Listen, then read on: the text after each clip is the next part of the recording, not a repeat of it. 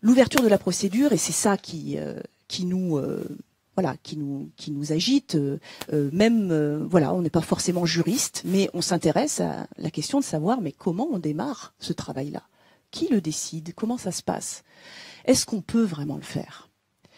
Dans la Constitution de 1958, il y a un article, l'article 11, qu'on a souvent appelé l'article du général de Gaulle, parce que c'était l'article du référendum, cet article qui créait un lien entre l'homme providentiel, le président de la République, et son peuple. Bon.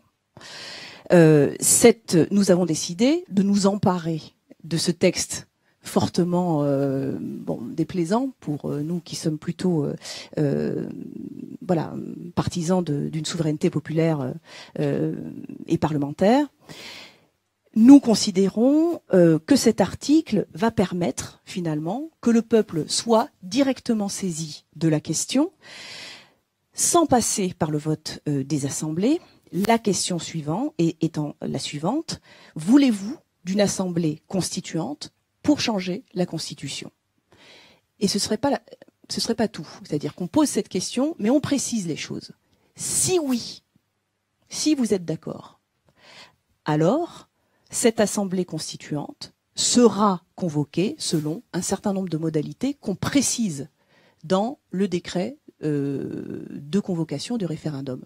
Ce qui permet aux gens de répondre à la question oui ou non, mais en toute connaissance de cause. Et savoir que s'ils disent oui, alors nous nous engageons collectivement à une procédure, à élire, à constituer une assemblée d'un genre particulier.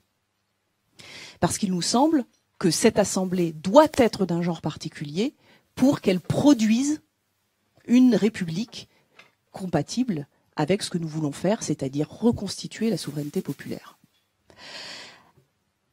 Si oui, une assemblée constituante sera convoquée selon les modalités suivantes. Et on va préciser ces modalités ici. Je vous fais une proposition.